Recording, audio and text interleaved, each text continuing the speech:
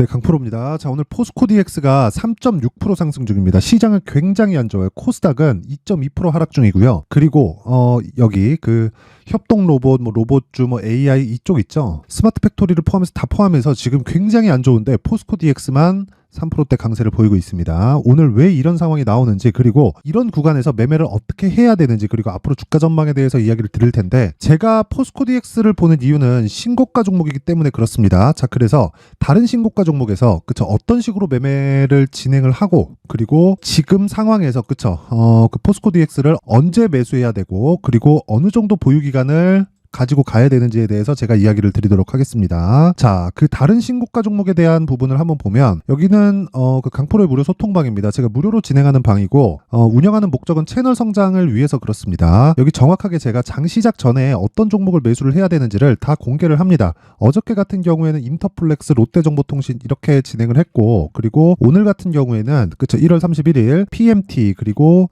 유니트론텍 이렇게 두 종목씩 진행을 했습니다. 근데 전부 다 장 시작 전이 8시 55분 그리고 8시 41분. 그쵸? 어떻습니까? 장시작 전이라는 건 시장가로 진행해서 장시작 전이다. 그러면 시가의 체결을 시킨다는 겁니다. 자, 이랬을 때 어떤 매매가 진행되는지 한번 볼게요. 모든 종목이 어떤 식의 이 구간을 만들어 가고, 그리고 그 수익 실현을 어떤 구간에서 해야 되는지 한번 보겠습니다. 여기 첫 번째 PMT 한번 보면, 오늘 오늘 제가 3% 수익권에서 마감이 됐습니다. 오늘 시장이 너무 안 좋아서 원래 제가 단타를 잘 안 하거든요. 근데 오늘하고 어저께하고 오늘 이틀 동안은 단타를 했습니다. 오늘 미증시가 시가에는 조금 많이 약할 거예요. 그 AMD 실적이 안 좋게 나왔기 때문인데, 그래서 오늘 한국 시장에서 반도체 종목들도 좀 안 좋죠. 근데 반도체 종목을 저도 가지고 있습니다. 가지고 있는데 매도한 종목도 있단 말이죠. 그 종목이 어떻게 진행되는지까지도 제가 이야기를 드릴게요. 자, 그랬을 때 이걸 분봉으로 이렇게 돌려서 보잖아요. 마크 내역을 딱 찍어보면 이런 식으로 나오죠. 그쵸? 시가에 매수해서, 그쵸? 9시, 그쵸? 정확하게 6,600원. 시가에 매수해서 체결 시간 10시 25분. 그쵸? 6,840원. 그쵸? 정확하게 이 정도 수익을 보게 된 거고, 이 종목은, 그쵸? 특징이 딱 있죠? 오늘 3% 수익에서 마감됐지만 신고가 종목이다. 그쵸? 근데 단타를 한 이유는 시장이 좋지 않기 때문에 그렇습니다. 자, 그 위에 어저께 상황도 보면요. 인터플렉스. 자, 내용 보시면 지금 어저께 5.98% 그리고 1월 29일 6% 수익 마감이 됐죠. 제가 정확하게 신고가 구간 그리고 돌파하는 상황에 맞춰서 매매를 진행을 했고요. 그리고 매도한 구간을 이걸 분봉해서 체크를 해보잖아요. 그러면 정확하게, 그쵸? 이날 요 날이에요. 29일, 그쵸? 29일 종가에 매도를 한 거고, 시가에 다시 샀어요. 다시 사서 23,300원까지. 그래서 어저께 대략 수익은 한 6% 정도 되죠. 그쵸? 한 6% 나옵니다. 5.98% 그리고 6.05%. 그쵸? 어떤 종목인지 명확하게 보이죠? 신고가 종목입니다. 그쵸? 그 아래 롯데정보통신을 보더라도, 자, 내용 보시면 5% 수익 마감이 됐고, 오늘 추가적으로 시세가 나왔지만 요거는 시가에 공략했으면 좋았겠지만 오늘은 제가 매매를 못했습니다. 그래서 요것도 분봉의 움직임을 한번 보면 정확하게 제가 9시에 매수 진입이 돼서 체결 시간이 9시 10분입니다. 그쵸? 이렇게 해서 한 5% 정도의 수익으로 마감이 됐고, 오늘 나온 이 시세는 아쉽게도 못 먹었다. 좀 아쉽긴 하지만 어쩔 수 없습니다. 그쵸? 원래 저는 그 단타를 주력으로 가는 게 아니라 스윙 매매를 주력으로 계속해서 끌고 갑니다. 올려가지고 제가 이야기를 드리는 모든 종목들은 전부 다 스윙급의 종목으로 제가 진행을 하는 거고, 1월 26일 날, 그쵸? 이때 이 밑에 여기 보세요. 슈프리마 HQ 같은 이 종목을 보더라도 슈프리마, 그쵸? 이런 식으로 정확하게, 그쵸? 이틀 동안 보유해서 10% 정도의 수익. 그리고 제가 계속해서 말씀드리는 내용들이 있어요. 무조건 신고가 해야 된다. 무조건. 그쵸? 무조건 신고가를 해야 되고, 신고가를 해야 되는 이유는 HLB 한번 보여드릴게요. 이런 것 때문에 그렇다. 그쵸? 몇 프로입니까? 31.9%. 며칠 걸렸죠? 매수 한 날 빼고요. 하나, 둘, 셋, 넷. 4일 끝입니다. 그쵸? 4일 동안 30% 수익. 무슨 종목입니까? 신고가 종목이다. 그쵸? 그래서 신고가 종목을 하라는 겁니다. 제가 이것과 관련된 내용을 소통방에서 제가 2월 달에 강의합니다. 무료로 진행을 하고요. 그리고 무료로 진행하는 이유는 채널 성장을 위해서입니다. 자, 그래서 내가 매매하는 과정에서 잘 모르겠다, 어떻게 매매해야 되는지 모르겠다 하시는 분들은요, 여기 소통방으로 들어오세요. 그쵸? 제가 무료로 진행하는 대신에 채널 성장을 위해서 구독과 좋아요 꼭 좀 부탁드리고요.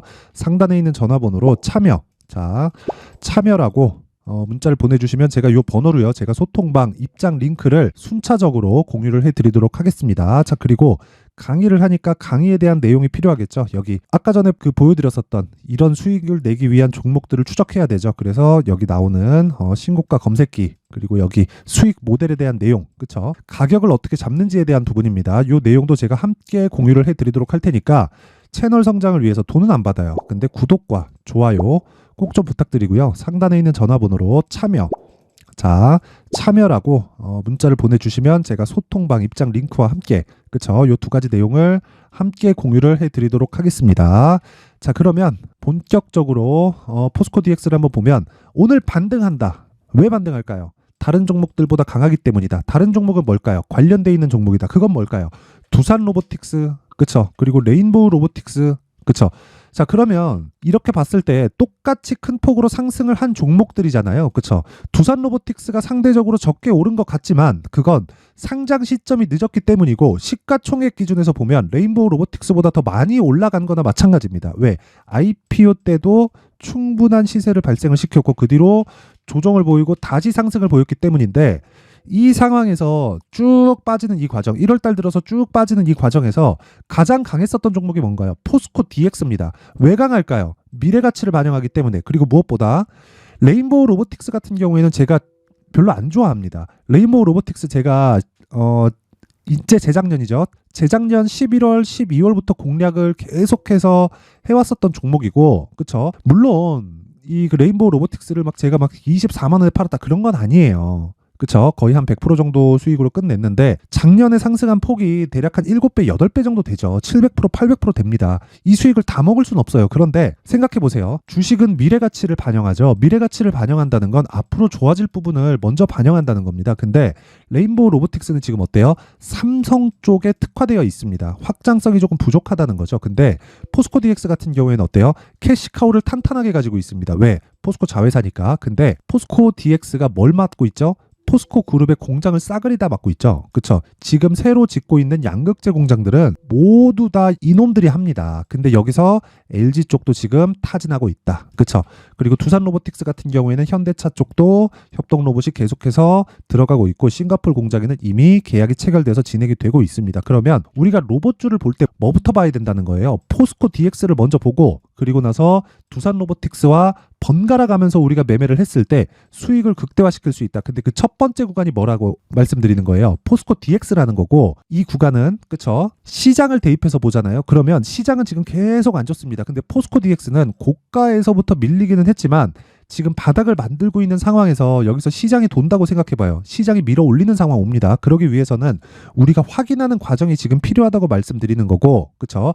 그 내용에 대한 부분이 가격 전략이다. 그리고 보유 전략으로 연결시키는 게 중요한데, 이 보유 전략은 아까 전에 제가 소통방에서 이야기를 드린 내용과 같아요. 2주 안에 수익 전환을 시켜야 됩니다. 그 내용이 요 내용입니다. 여기 그 포스코 DX의 가격 그리고 단기 보유 전략이다. 근데 요 내용을 이해를 하기 위해서는 다시 말씀드리지만 신고가에 대한 이해가 필요하고, 그래야 가격에 대한 부분, 그쵸? 가격에 대한 부분을 내가 맞춰서 매매를 할 수 있는 겁니다.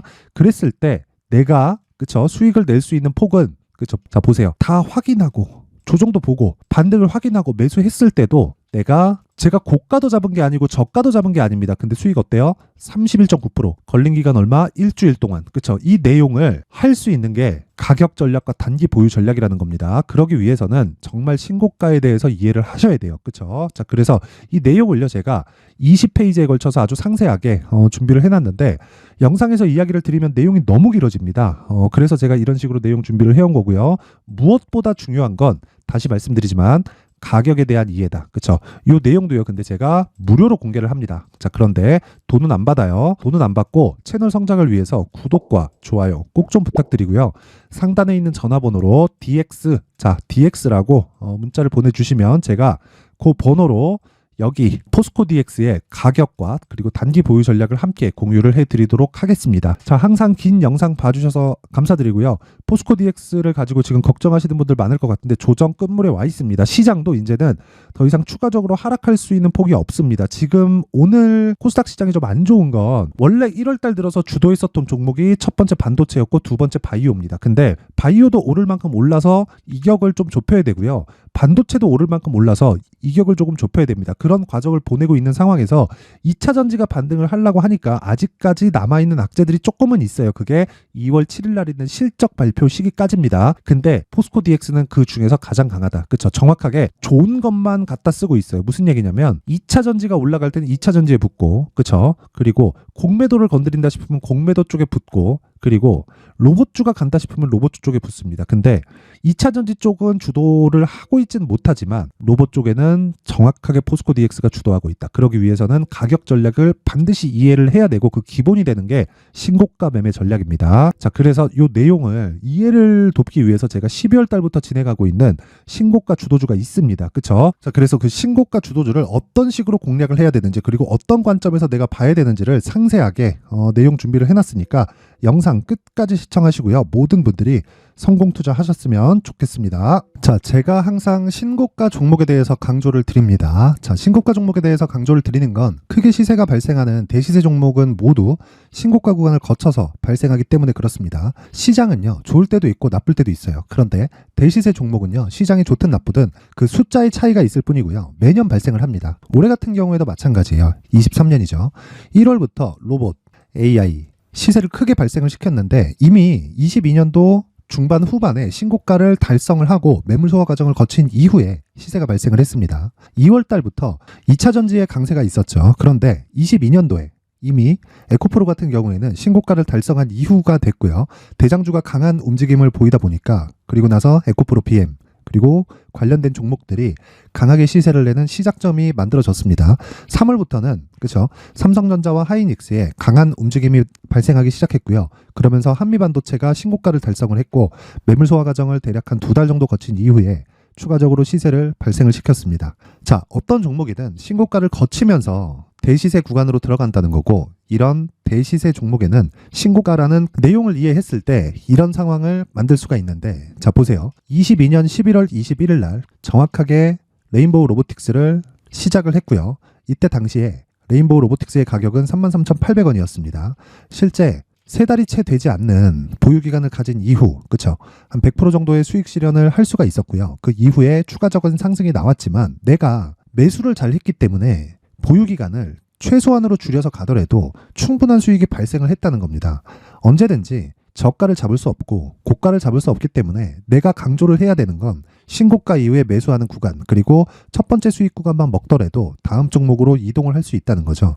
실제 그리고 나서 3월 달에 반도체 종목에 대해서 계속해서 제가 강조를 드렸었고, 그런 이후에 매물 소화 과정을 거치고 5월 달부터 반도체 공략을 시작한 결과, 그쵸? 3달이 채 되지 않아서 ISC 그리고 한미 반도체까지 100%에 달하는 수익 실현에 성공을 했습니다.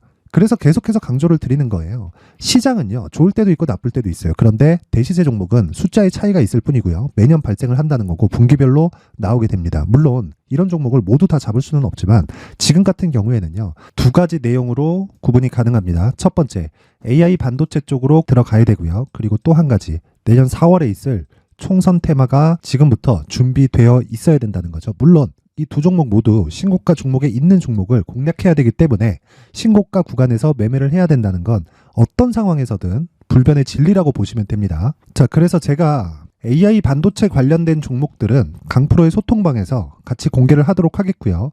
4월 달에 있을 총선을 대비한 대시세 종목은요, 이렇게 준비를 해왔습니다. 자, 내용을 한번 보시면, 그쵸? 큰 폭의 하락을 거친 이후에 장기간 횡보 구간을 거쳤고, 그리고 최근에 들어서 신고가를 만들어냈죠. 이후에 추가적으로 상승이 나오는 구간을 만들기 위해서 눌림목 구간에 있는 그런 상황이고요.